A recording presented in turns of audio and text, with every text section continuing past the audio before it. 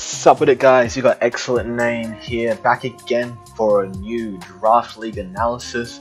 This time we're taking on the PGS, a brand new league that I started up for those of you who do not know. The PGS is a best of 3 draft league actually, where we draft 3 different drafts from Gen 5 through 7 and play best of 3 games against each other in the regular season leading into playoffs. So cool concept. I felt different take on the game. I feel like it'll lead to a more consistent result, where stuff like hacks and bad matchup is less likely to have such a profound effect on the game, and it also gives a nice chance to play some of the older gens, which is really fun too. So starting off, we have our Gen 5 team. We had second overall pick here, and we decided to go with Tyranitar. So obviously, Gen 5 has Endless Weather, which makes Tyranitar one of the best Pokemon in there, because just being able to set up Sand permanently is really handy to have. It gives me nice out against like Rain and Sun. So even though Sand doesn't have the most abusers in the world, it's really nice to whittle down a lot of teams, especially if you've got a few Sand immunities on side. And it's like really useful for taking down a lot of your checks, a lot of your opponent's checks to stuff. Tyranitar is obviously really nice as a jack of all trades as well. Really good bulk, especially in the Sand, access to stealth rocks and stuff, so it's a really good hazard setter there. Got great coverage physically and specially, so it's able to check a lot of Pokemon despite its 4x weakness.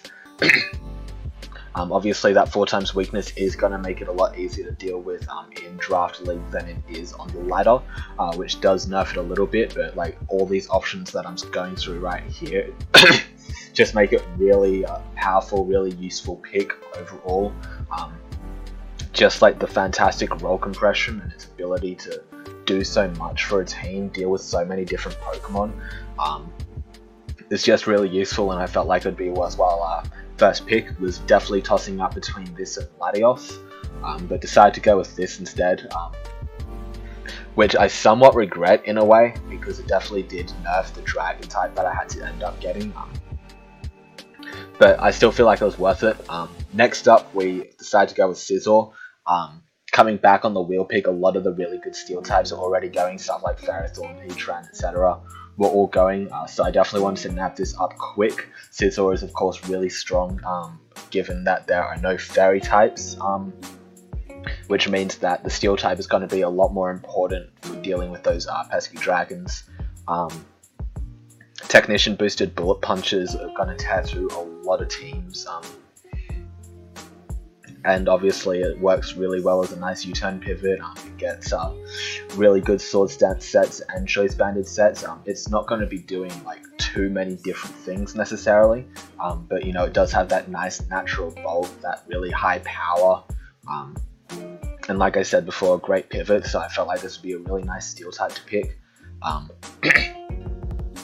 Just like based on what options were left, wasn't really a lot else that I could have gotten. I could have gotten stuff like Empoleon maybe, but I definitely think Scizor's way better. Definitely a really good pick, I feel there.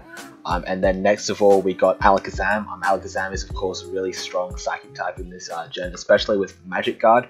Magic Guard synergizes really fantastically with the Perma Weather. There, great Sash and Life Orb attacker. Unfortunately, I can't use counter with Magic Guard, so that's going to be a little bit problematic for checking some things. Probably going to have that issue in my week 1 matchup. I have already played the Gen 5 game for that before recording this, but it's got a lot of different coverage options, a lot of strengths to it. Really high special attack and speed stat is going to be the majority of my speed here. Going to be able to check a lot of those fighting types and a lot of those offensive Pokemon, just as a revenge killer. It's got access to dual screens as well as that kind of gimmicky thing. It's got like some sub-disable shenanigans. It's got taunt. It can spread the status. So it's going to be like one of those really good check all Pokemon on offense, just because of its ability to guarantee live that hit with Sash without the hazards up. So definitely really strong pick there. I was tossing up between this and Reuniclus. Reuniclus would have given me a nice, really bulky Calm Mind setter, which would have been nice to have, but that did get taken before me, so it made my decision a lot easier. I think I would have gone for Alakazam regardless. But yeah, definitely really strong Psychic type. Psychic type's of course really solid in this gen, so that gives me my Dark and my Psychic. So later on we do get our Fighting type. Keldeo of course got sniped pretty early. That was like a round 1 pick, so there was no way that I was going to get that. But next up we do end up getting Tentacruel. This is going to be our bulky water. It's also going to be our spinner and our T-Spike setup.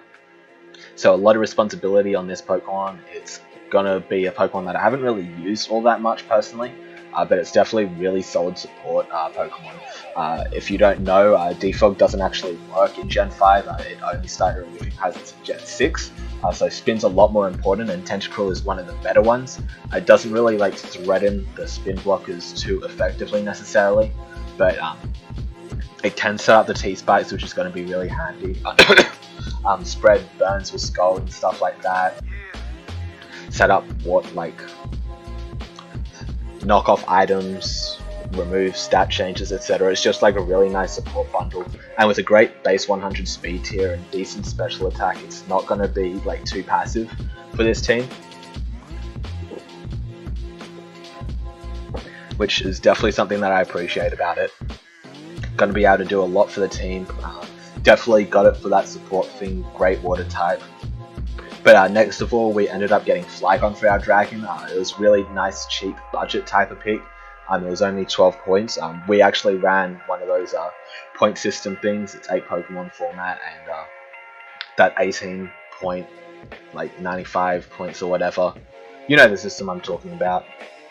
I don't remember what it's called, but we ran that, and this was around 12 points, I think. So really good type compression with the Dragon in the ground. Levitate gave me a ground immunity too, which is really important because I'm pretty ground weak so far. Yeah, Dragon types are of course really important, more so in this gen than any other, because there's no Dragon immunities to stop me from just cooking Outrage and stuff. Really great Scarfer. It's not one of the better dragons, but it's still like really solid at what it does. It can stay, like, have the longevity with Roost. It can pivot around with U-turn, and it definitely does force those switches into the Steel types, which is really handy to have. Got some decent coverage options. I can run physical or special pretty decently. Special obviously not going to be quite as good. It is a little bit on the weaker side with only base 100 attack, but with ground and dragon typing being so good offensively, it shouldn't be too big of an issue, I think. I can definitely run Banded. This is a fine enough speed tier to be able to run Banded in a lot of matchups this gen, so definitely expect this to be putting in a lot of offensive work here. But the next pickup that we end up going for is Blaziken. Of course, Speed Boost is banned, as you would expect. But Blaziken is still a really solid offensive Pokemon, as you can see here. Really nice offensive stats. Pretty good speed tier too.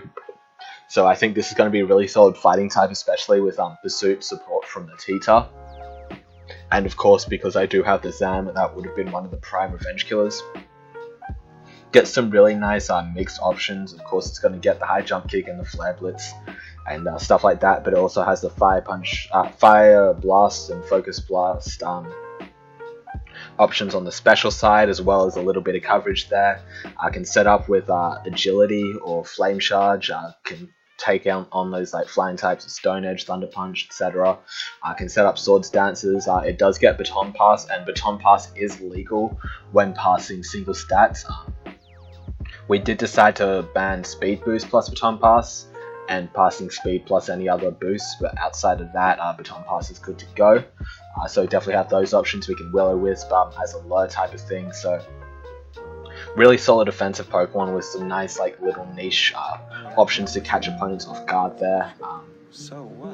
And some nice support with the Baton Pass too, of course. But next of all, we end up getting Ferroseed. Yes, this is a second 4 times weakness to fire. That's my Steel type. So Hidden Power Fires are going to be pretty free for a lot of the dragons to start running, which is a little bit unfortunate. But Ferroseed is really solid just because it is that nice Dragon Resist. It's going to have the Spadef that I need, because Scizor of course isn't the best Spadef Pokemon, and with the Eviolite it's going to obviously be able to be fairly bulky overall. It gets both rocks and spikes. It's going to be my second rocker, so I am a little bit light on the Stealth Rock setters, but you know, it just does the same types of thing that Ferrothorn does. You know, can set up Thunder Waves, can do decent damage with Gyro Ball. It's mainly just going to be setting up the spikes and the rocks though, and like pivoting in on like the water types, the dragon types and stuff like that. But definitely a really solid defensive Pokemon for its price range. Definitely happy with this pick for sure. And then the final pick that we do end up going for is Drifblim. So Drifblim is Ghost Flying, so it gives me that spin blocker as well as another ground immunity, which I felt was really important. So it's definitely the best pick for those points. And the other cool thing is, of course, Unburden. Because gems are around in this generation, I can get some really powerful hits off with this thing. Even though it's not necessarily the strongest, it's definitely passable. And with the gem boost, you can do some big damage, get that Unburden boost off, do some big stuff. Support with like Disable, Destiny Bond, Haze, Hex, Memento support type of things. It can do a lot of different support things, and it does have that offensive pressure with the Unburden potential sweeps happening, the gem boosts. This is going to be my best Pokemon to be hitting those gems with, that and probably Flygon, maybe Blaziken. But of course, all Pokemon can use gems. It's not like a Z Crystal type of deal. Definitely really solid Pokemon for its price range. I am excited to use this one. Hopefully, we'll be able to get some good matchups for this thing. It's definitely going to be one of the ones that are going to be on the bench for most matchups, but we'll see how it goes. Hopefully we'll be able to get some stuff started with this thing.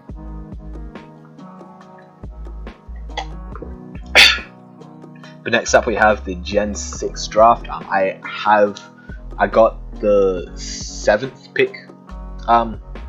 This one is out of 12 people, so we decided to get Clefable this gen. Clefable is, of course, as you know, a scourge of Gen 6 OU. It just puts in nothing but the finest every single game.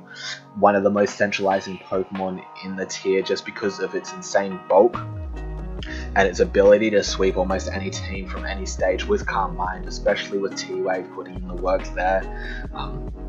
Whenever there's a clef, there's a way, as they say. It's got so many different ways of sweeping with Calm Mind.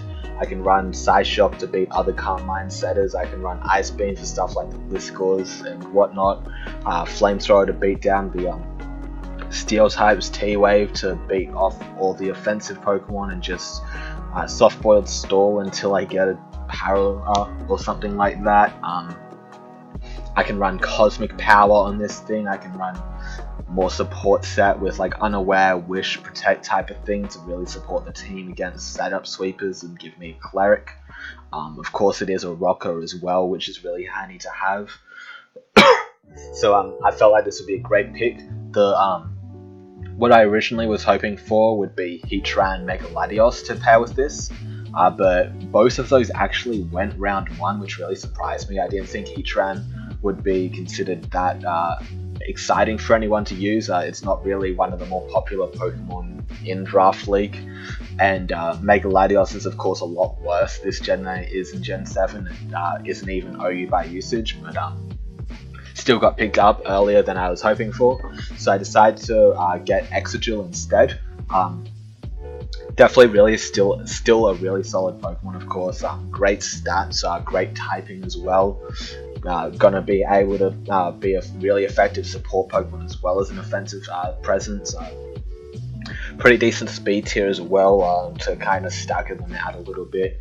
The Earthquake Iron Head stab's going to be able to tear through a lot of things, and of course it's going to give me a Rapid Spinner, which is really handy to have, especially with my next pick coming up, which is the Megachar X. This was going to be my Mega Latios replacement, obviously, and this is just such a menace in this tier. Gen 7 added a lot of answers to this Pokemon, but those aren't present in this gen, and I of course have Clefable, which is one of the things that could somewhat hold it back with Unaware, I guess. And you know, having one of the best spinners is obviously going to be really handy to have with this, so I can of course run the belly drum sets, the dragon dance sets, the really bulky fat Roost Will-O-Wisp types of sets. This is just a really solid overall Pokemon. It's got a lot of really good stats. It's even got a pretty nice special stats, so I can run some special moves as low as I can run like Hidden Power Ice or something to bait out Land OTs. I can run Flame Charge. Apparently it gets Quick Attack, which will probably be useless. And I get lots of good coverage like Thunder Punch, Earthquake, Rock Slide, etc. I can Toxic down to stall out those like unaware Quagsire types of Pokemon that are gonna try to beat me 1v1. Just a lot of versatility out of a setup sweeper, which is really good to have, and really consistent setup sweeper too. It's almost always going to be able to set up that Dragon Dance and put in work against pretty much any Pokemon, any team.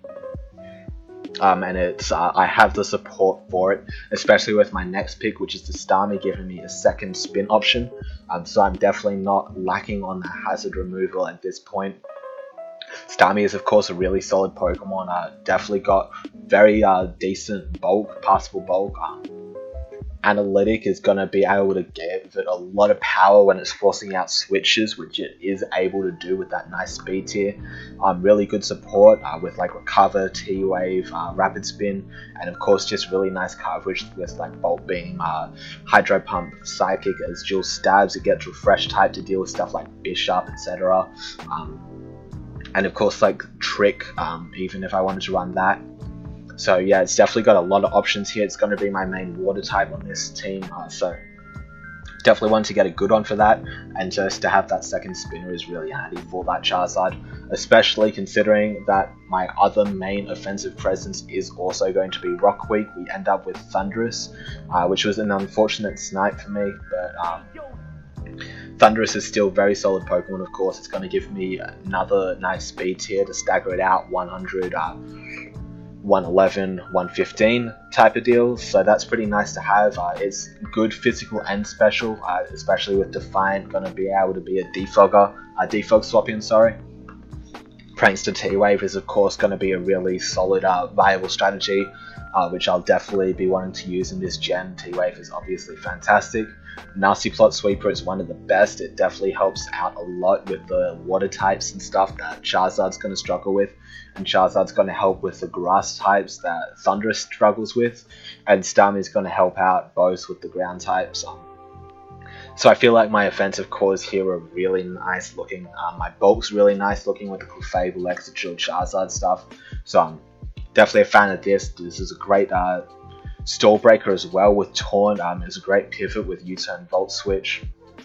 I can even Sub-Protect, stall some Pokemon down if I have T-Spikes up, which I can get up with the Roserade. Roserade's definitely one of my favourite Pokemon. Grass Poison typings are just really nice to have. Yes, you have to pass on the ground resist, which is a bit unfortunate for this team, which is also a little bit ground weak, with Thundurus being the main flying type. But you know, I don't think it's that big of a deal. Roserade just does so much. It gets dual hazards with the Spikes T-Spikes. It's a really nice offensive Pokemon with a nice base 125 special attack. Really nice for death as well, so it's a great electric resist, great water resist, great fairy resist too. Really nice speed tier as well for like outspeeding a lot of the more defensive Pokemon with the spec sets, and it's fast enough for Scarf to be a viable option. Get some really nice utility with Aromatherapy. I can keep healthy with Synthesis, get some pretty decent coverage as well, and of course with Technician I've got base 90 of any attack with the hidden powers. So definitely a really solid Pokemon in this tier, this gen I should say. Gives me a lot. Really nice to have that grass type and that poison type. So at this point I spent most of my points, so I end up getting Primate. I unfortunately got sniped on the Hariyama, so I instead had to settle for Primate. Primate's still pretty good. It's got a nice speed tier and attack stat, mainly going to be that Scarfer type of thing. It does have Defiant and it does have U-Turn, Close Combat, Earthquake. You know, it does the same types of things that most of the fighting types are going to have. It just doesn't have that bulk that I really wanted to. It's passable enough bulk though, I guess. Not really, but it's like gonna be enough to take some resisted hits. I mainly wanted it for like a rock resist. So having that secondary rock resist, even if it's not the bulkiest, is still going to be good enough to deal, I think. Has access to some niche things like Endeavor, Hone Claws for the attack up, bulk up, Seismic Toss, Taunt, Toxic. But yeah, it's mainly just going to be Scarfer, pivoting around with U-turn on those psychic types, poison jabbing or gunk shotting the fairy types that are going to be coming in and just spamming close combat. Or just trying to get a cheesy kill with Final Gambit maybe.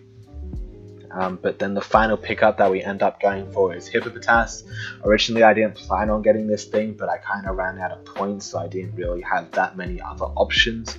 I only had 3 points left, so I was like, might as well just get a little bit of budget sand to help out the drill. Definitely only going to really be useful for that sand. It is going to be able to set up rocks for me, maybe get some toxics off, but it really just doesn't have enough bulk to succeed as a Prevo type of Pokemon. So unfortunately it is going to be pretty limited in its utility, but just the ability to get up instant sand is going to be enough to really warrant its position here, especially considering I feel that these 7 Pokemon are going to be enough to carry the draft by themselves. So I don't think I really needed to have a full 8 team anyway, so I might as well just throw that little bit of sand gimmick on it anyway. But Gen 7's the draft that I feel is the most overall solid. The probably best done one, I'd say. Completely different from what I wanted. I originally wanted a Mega Gallade Weavile draft, but Mega Gallade got taken before me, unfortunately. I did have the last pick, the wheel pick, so I decided that I would go for a Diancie Victini core. Started off with the Diancie, of course, which is going to be really solid fairy typing in this gen. Just Moonblast is hitting so hard with base 160 special attack. Earth Power and Hidden Powers are going to be able to take on most of its counters really effectively, so that's not going to be a big issue for it. It gets Sub Endeavor as well to further check any of its real defensive threats, like most of the poison types like Mega Venusaur are going to be the main answers to this, but with the Sub Endeavor I can definitely muscle past those, and Sub is obviously just going to be really handy to have as well. I get Jewel Dance set up with Calm Mind and Rock Polish, so I can be a really nice sweeper, but I don't really need that speed tier because 110 is usually really going to be enough. Obviously I have the mixed offense with Diamond Storm, Earth Power, Moonblast, Power Gem, etc, etc. And I can even set up rocks with this thing, which is going to probably come in handy because I don't have the most rockers on this team. But yeah, the other pick that we get with our wheel is going to be Garchomp. Garchomp's really got a nice speed tier, and just as a dragon ground type, it's got really nice typing. It has kind of fallen out of favor. This is my Z user for this team. It has kind of fallen out of favor, but it's just a really nice wall breaker with the SDZ move. Really nice utility with the rocks. It still is able to check a lot of Pokemon defensively with the Rocky Helmet, Sand, Rough Skin, sets. It's going to be able to do a lot of offensive things as well. Choice Scarf, obviously, great set. So it's got like several viable sets, so it's got like the really nice versatility, which is the main reason why I did want it. Obviously, of course, Dragon typing is really important to have as well. But the next Pokemon that we end up getting is that Victini. Victini Diancie is a really good offensive core because Diancie is going to be able to take care of the Dragon types, which are Victini's biggest issue. So it's going to really be able to clear the way for Victini to just click Choice Band and V-Creates and stuff like that. But Victini is obviously actually a really versatile Pokemon. All of the Pixie Pokemon are, just because their stat distribution is really good and their move pools are typically quite nice. So it's going to be a really effective Choice Scarf or Choice Banded. It's got really nice special move pool as well as the Blue Flare and the Psychic. Really nice Assault Vest Pokemon. Nice defensive Pokemon is because it's one of the better answers to fighting types and fairy types out there. So it can safely pivot in on quite a lot, and because it does have U-turn, it's going to be a really nice pivot on a lot of other things as well. It does get access to some setup with Power Up Punch or Flame Charge if I wanted to run that kind of route. I can taunt things, I can get the T-Wave off, Toxic off, Trick Room off, but mainly of course it's going to be spamming those nice and hefty V-Creates, Bolt Strikes on the waters, stuff like that. Definitely a really solid Pokemon, one that I really started to enjoy a lot more after I played around with it in TTM. So I'm excited to use this Pokemon again, see how it goes. But the next Pokemon we get is Scizor. We did draft this Pokemon twice just because it's really solid overall.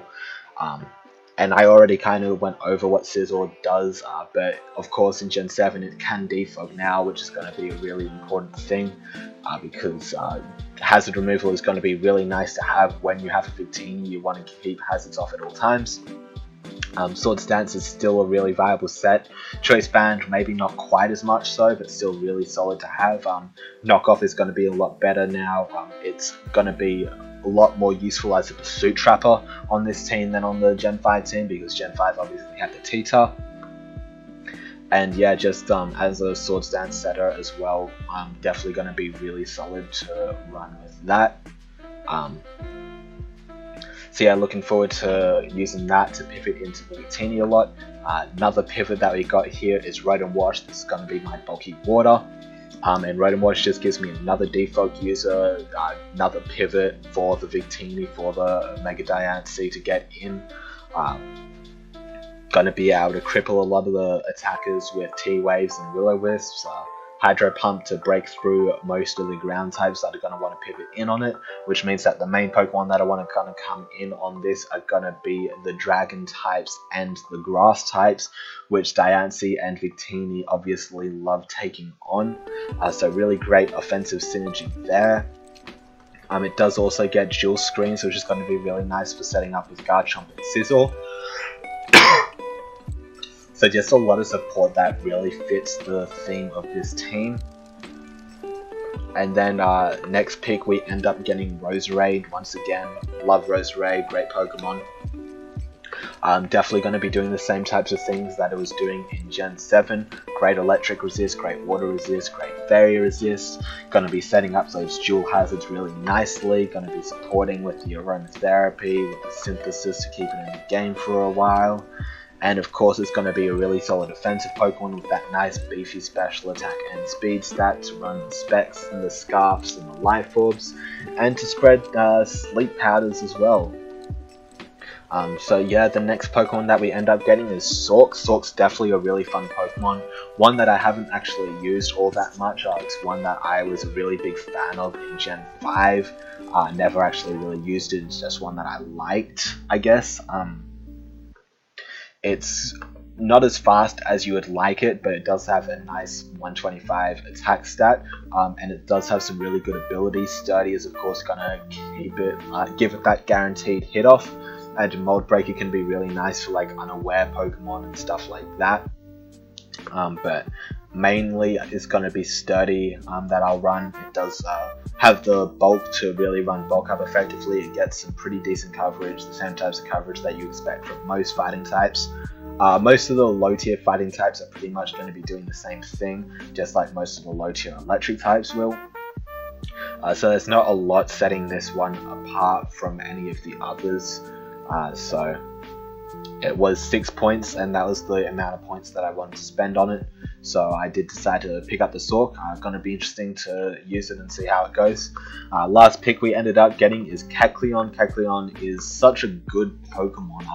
I feel like all of the low tier normal types are just super slept on. I think low tiers, you definitely want to pick up a normal type of them, because normal typing is really handy to have, as that Ghost immunity, always important because Ghost is such a good offensive typing.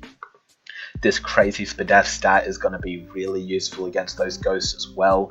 And of course, it gets access to reliable recovery, gets access to stealth rocks, gets some really nice coverage as well, knockoff support as well, fake out, drain punch, just all this coverage with foul play. I can magic coat some stuff off. Apparently I get access to nasty plots, so I can be a setup type of deal. But the main things that I'm going to be running on this thing is definitely going to be the Spadev set, going to be there to support the team when I feel weak to those ghost types, those special attackers in general. And also, of course, to set up the rocks when I don't want to run it on Diancie and Garchomp. That's the biggest draw to this thing, I feel, over something like Kangaskhan, say. So yeah, definitely really happy with this Pokemon. I definitely feel like it's going to be able to put in a lot of work in its games. Not one that I think I'll necessarily have to bring that often, but once again, the first 7, 6 Pokemon are mainly going to be the ones that define the team, and then it's just about how much value you can get out of your low tiers. And I feel like these low tiers give me by far the most value for this team. So I'm really happy with how this one turned out. I think my Gen 7 draft is the best one that I have, and the Gen 6 and 5 ones could definitely be better. I'm a bit disappointed with how both of those went. Gen 5 is really hard to draft in. I don't think anyone really got a super good Gen 5 draft, because obviously a lot of people didn't have experience in Gen 5 and definitely didn't have experience drafting in Gen 5. So that definitely made it a lot more challenging, so it'll be interesting to see how that dynamic plays out. I will be uploading my sets in this league, by the way, so make sure to stay tuned for those. Should be exciting to see. Best of 3 is something I'm really excited about, and dipping my toes back into Gen 5 and 6 is also going to be super cool to do. So yes, make sure to tune in for my future games. See you guys next time.